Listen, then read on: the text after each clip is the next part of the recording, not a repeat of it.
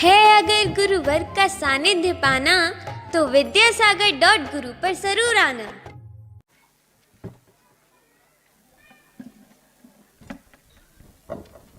दूध में क्या क्या है, किस प्रकार की पर्याय उसमें कब कब उत्पन्न होती है, जो व्यक्ति दूध के सेवन करते हैं उन्हें ये प्राय करके ज्ञात है।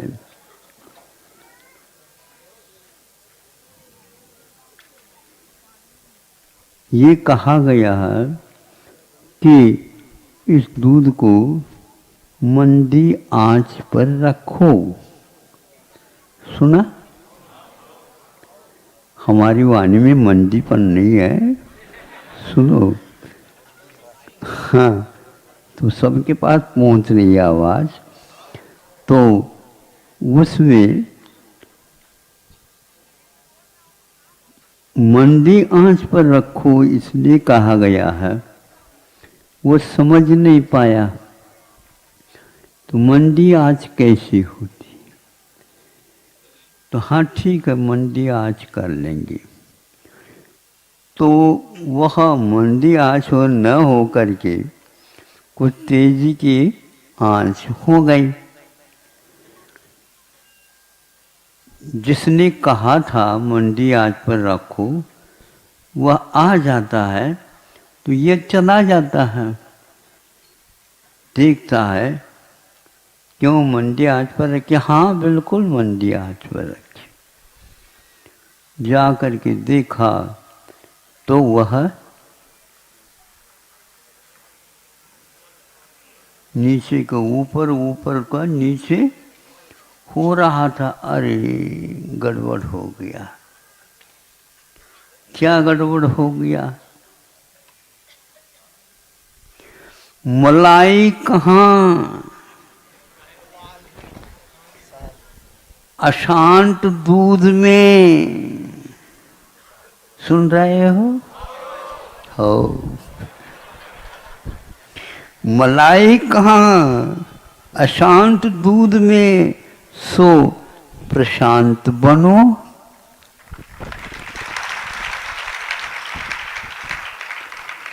अब बोलो, 17 अक्षर है इसमें, ताली बज जाते 1700। बोलो क्या है ये? ये तो है। उन्होंने कहा कि यदि मंदी आंच पर रखोगे इस दूध में जो विद्यमान है वो मलाई ऊपर पट्टी, हाँ, चढ़ती हुई जाएगी। यदि उसको तपाओगे तो खदबद खदबद खदबद खदबद हो जाएगा। वो पट्टी आ नहीं पाएगी, कितने भी प्रयास कर लो। यह जब उदाहरण दिमाग में आ गया तो हमने सोचा वाह, देखो क्या कुदरती नियम है, प्राकृतिक नियम है। उसी में रह करके भी उसी में वह पुनः आत्मसात हो जाएगी, वो पट्टी नहीं आ पाएगी। थोड़ी सी मंदी आंच की आवश्यकता थी, हमने उसमें तब्दीली कर दी, विपरीतता आई और वह जम न करके जो कुछ जमा था वो भी टूट फाट हो करके बिखर गई। हमारे उपयोग के दुग्ध में भी ऐसी दशा हो रही है। सुन रहे हो? हाँ, तो वो कषायों के कारण खदबद खदबद खदबद हो रहा है। और कोई कहता भैया महाराज हमारे उपयोग में भी मलाई पट्टी आ सकती है, क्यों नहीं आएगी? शुद्धोपयोग की पट्टी अवश्य आ सकती है, लेकिन कषाय की खदबद खदबद होना, शांत होना पड़े। तपा लिया कोई बात नहीं, फिर इसके उपरांत आप उसको, आजकल तो चूल तो है ही नहीं, ऊल कहाँ से आएगा, ऊल पर रखते, ऊल पर साइड, उसमें ज़्यादा की कोई आवश्यकता नहीं, थोड़ी थोड़ी मंदी वहाँ पर पहुँचती रहती आँच, उसके द्वारा दूध तपता रहता है, तो अपने आप ही पट्टी जम जाती है। आप लोगों की कषाय भी एक प्रकार से दूध की में रहने वाले मलाई पट्टी को तितर बितर कर रही है।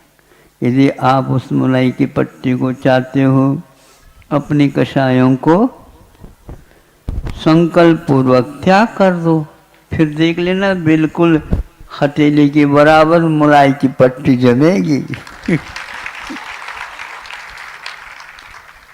महाराज कभी हथेली के बराबर नहीं, पतेली के बराबर तो बढ़ती है, गौंड जितने भी रहे पूरे की पूरी पतेली, ये हाँ तपेली, पतेली भी बोलते हैं, दोनों बनते। हम इसमें भूल भी जाए तो हम दोनों बोल लेते हैं। तो मान लो 1 फीट की डाया भी हो, नहीं समझे, उसमें उतनी ही आकार वाली वह, हाँ भले आधा किलो भी क्यों न हो दूर, किंतु जितना डाया है उतने डाया के बराबर जमेगी वो। इसलिए हम अपने उपयोगी की दशा को नहीं देख पा रहे, उसके स्वभाव के बारे में हम जानकारी नहीं रख पाते, झट से कषाय करते हैं तो झट से वह मलाई समाप्त हो जाती, बहुत नाजुक है वो, इसलिए वह कषाय को सहन नहीं कर पाते। शुद्धोपयोग के बारे में जो कथन अध्यात्म ग्रंथों में मिलता है, लगभग इसी प्रकार की उदाहरण वहाँ पर घटित हो जाता है।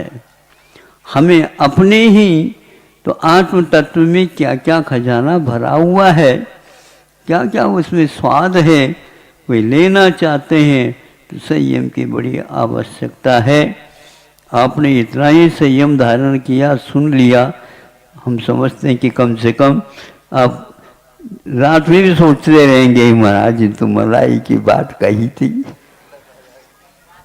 लेकिन पट्टी कभी खाली भी हो सकती तो वह पूरी पूरी जम भी सकती। जिन्होंने अपने जीवन में इस प्रकार संयम का साधन किया है, उसके अवश्य ही जीवन में इस प्रकार की घटना व अवसर प्राप्त होगा। अहिंसा परमो धर्म।